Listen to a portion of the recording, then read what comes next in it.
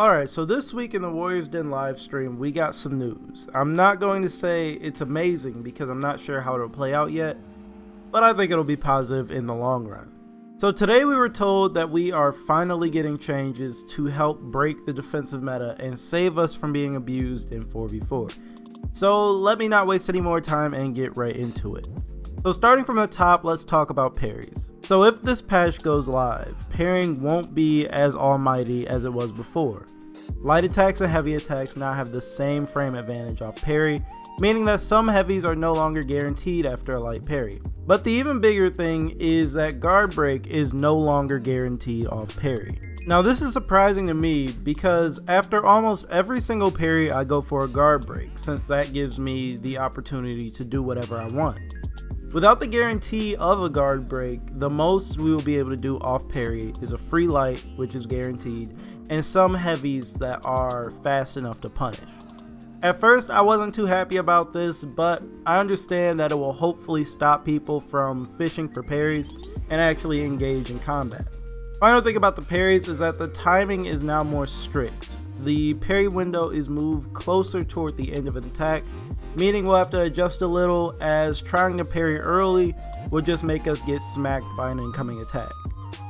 Now let's move on over to stamina. So these changes are pretty big, and if they make it through the public test phase, I feel it will really change the way the game is played.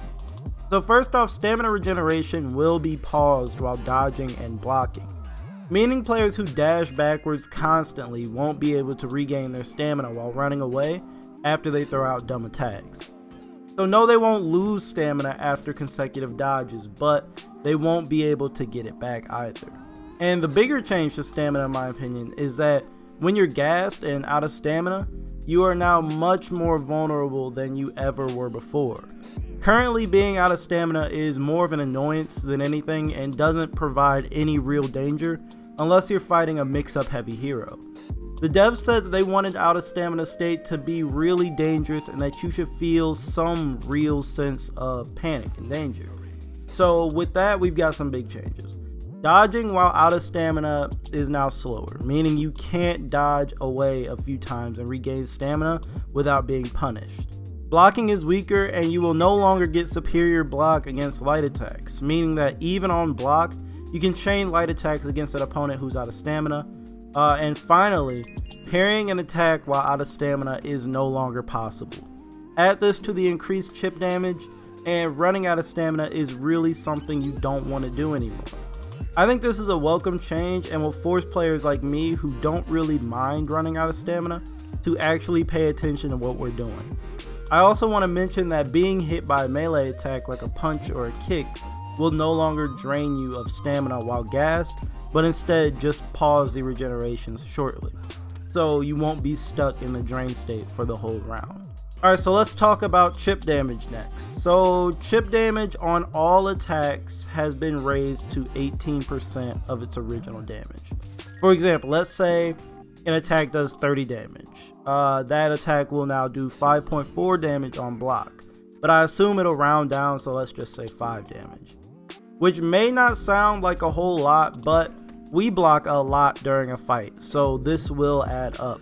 Chip damage can take you all the way down to 1 health point, but you cannot die from chip. The final hit must be a confirmed hit. The discussion around chip damage hasn't been, agreed upon by everyone. I stated my opinion before, saying I feel it shouldn't be overdone, but I guess we'll just have to wait and see how it works out in the test server. And finally, Revenge is getting a pretty big buff and will make fighting crowd control heavy heroes a lot easier. So the Revenge activation won't be able to be interrupted by melee attacks like kicks and punches and all that fun stuff. On the flip side, while in Revenge, you won't be able to get a free knockdown on melee attacks either. Melee attacks no longer interrupt attack startups while in Revenge either, meaning 3 Centurions bullying you won't be able to kick you out of your attack animation as soon as you throw them out. And the biggest thing to me is that Revenge attacks can't be parried anymore. So you can throw out your attacks in peace and not have to worry about being parried and thrown away and waste all your revenge. Also, they upped the Revenge Shield to 70% of your health bar, up from 50%. And that's basically it for the changes to Revenge.